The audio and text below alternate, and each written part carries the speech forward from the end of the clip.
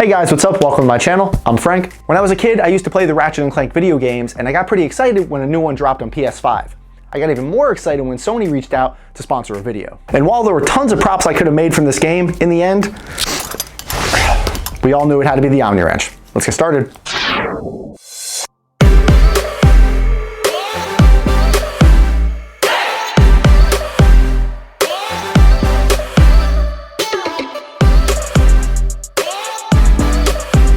Sony had reached out to me a few months ago during my big move back to the States, which kind of limited me on my printers and supplies. But as you'll see through the video, I didn't let that stop me.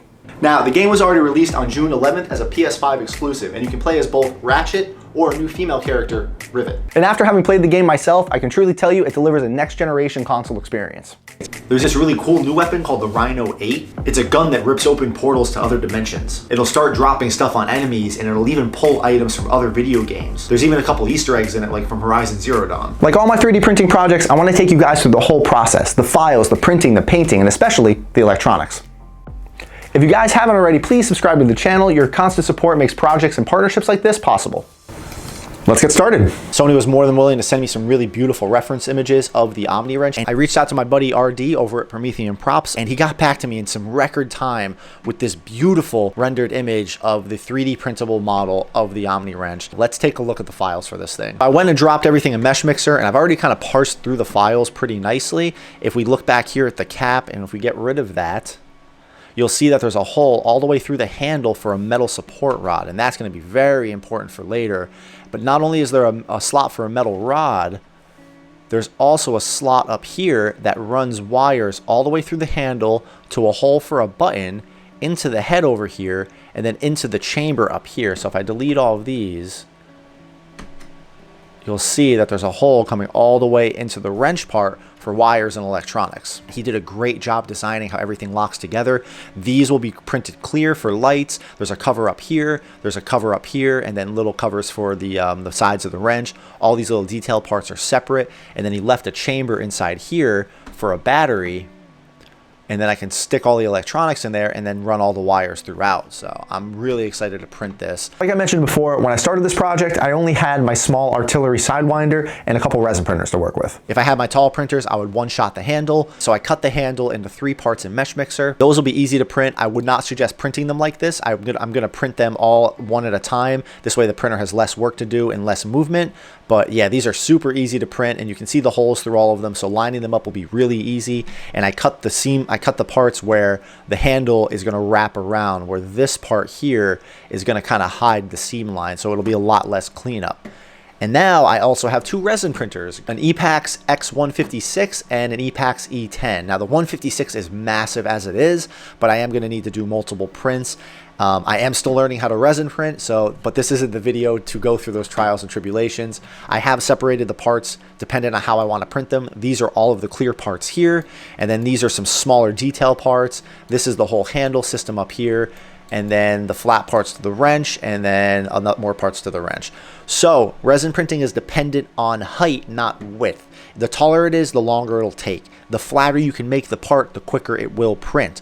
So I have these kind of sorted by height as well. I'll print this in a batch, this in a batch, and then these 2 in a batch. Most of it's going to be on the X156, the big one, but these clear parts, which I'm going to try to print in clear resin, are going to be on the E10 along with these little detail parts. I don't know if the handle will fit on the E10, but we'll find out. I still have to learn how to use Chitterbox. I know you can make things hollow. I know you can add supports, and it's different printing upside down. So yeah, I'm not going to go through and slice all of these and talk about settings and dimensionality and positioning, because I have plenty of videos discussing that, and these are very, very simple parts. There's square blocks, there's flat edges. Printing these should be super easy if you guys want to go and build this. And I have tons of other videos to help reference and teach you about how to, cut and slice and kind of orient parts. So I wouldn't be too worried much about that. Yeah, we're going to learn how to resin print while making this video. How hard could it be? Very hard, apparently. Let me explain. Resin printing isn't hard, it's just different. I'm very familiar with FDM printing, and I honestly went in a little overconfident. However, after some trial and error, I was quickly brought back down to earth and got the hang of it.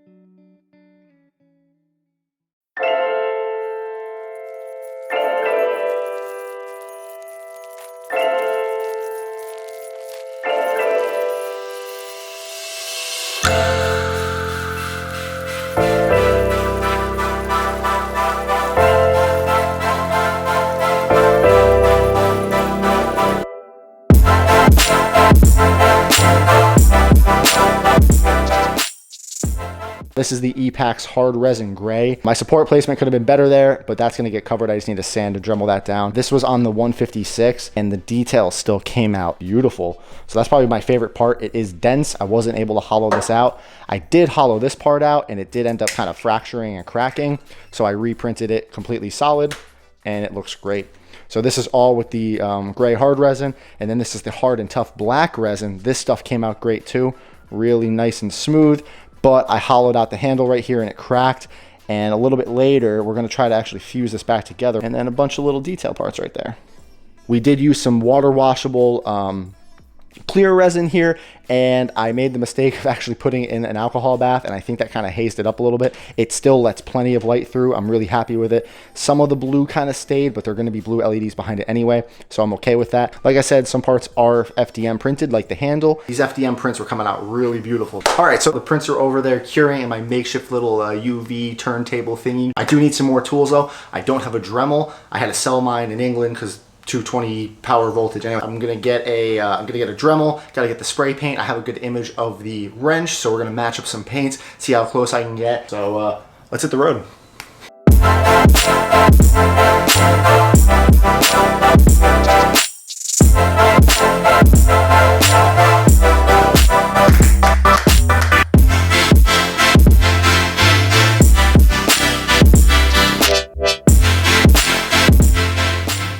All right, we got our hands on a Dremel, a little bit of sanding stuff, some cyanoacrylate, some filler primer, what I think is the right blue. We're gonna test it out, but I'm pretty sure that's the one we're gonna go with, and some gunmetal.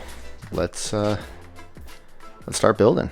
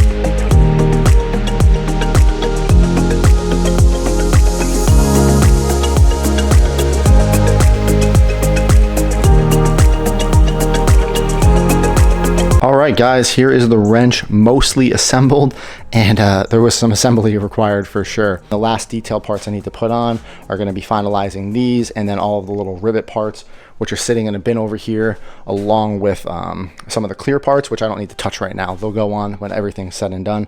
So this will get secured there, and then a little lens will go there. There's just going to be a bunch of blue lights inside of here shining up into the wrench, and then a little bit of blue light in the top here, and that's where all the batteries and stuff are going to be. So hopefully I can fit the batteries in there with no problem. We'll see how it all goes, but that's it. I'm gonna play around with tolerances a little bit more and we'll get to painting.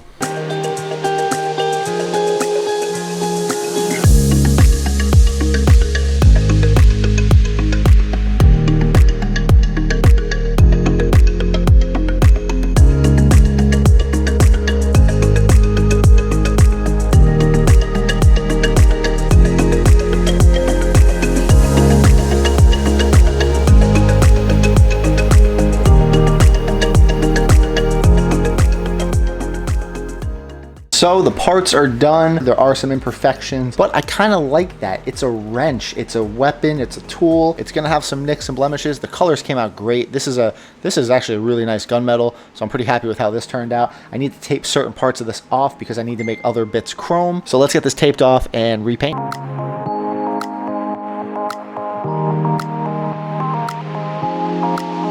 So that's it for the chrome. Everything came out great, the little bolts right here. And then I went and hand painted the gunmetal around this part. It was just easier. I sprayed a little bit extra paint into a cap and took a brush and just went along it, and I think it came out pretty nice. So let's get to assembly.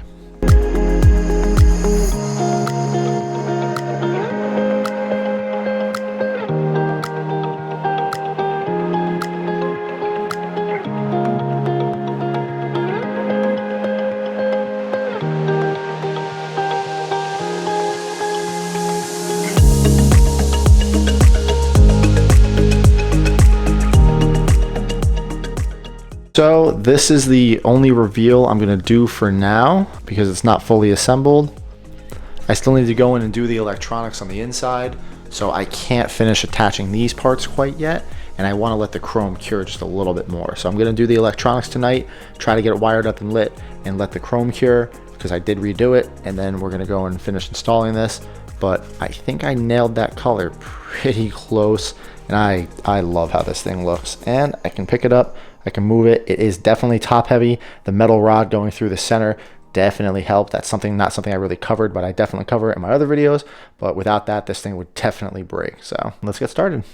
So I started messing with the electronics, and I ran the wires through the channel that he cut out. I used that long zip tie, fed it through the chamber, and then pulled it out through here, and then pulled the wires back through. It worked like a charm. There's a tiny switch, has just enough grab on it where I can flick it with my thumb when I'm holding it.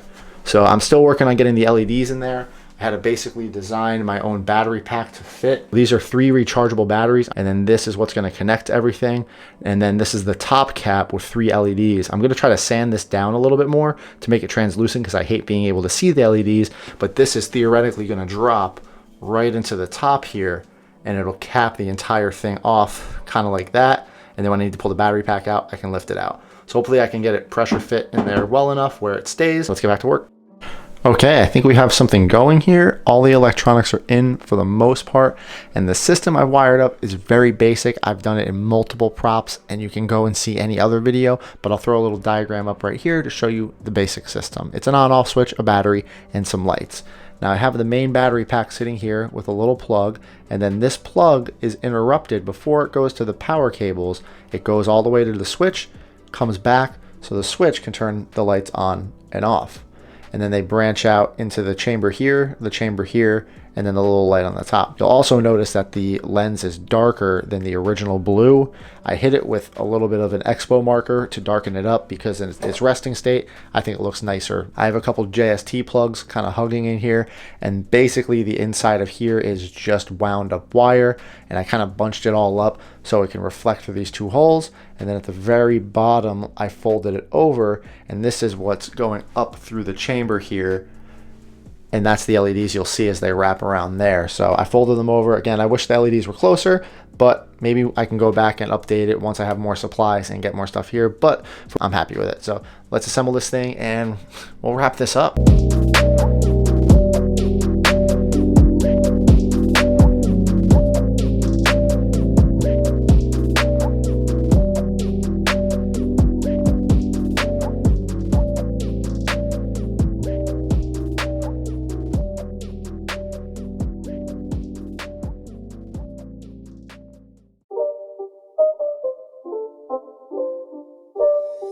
It's not a game, it's a rich thing.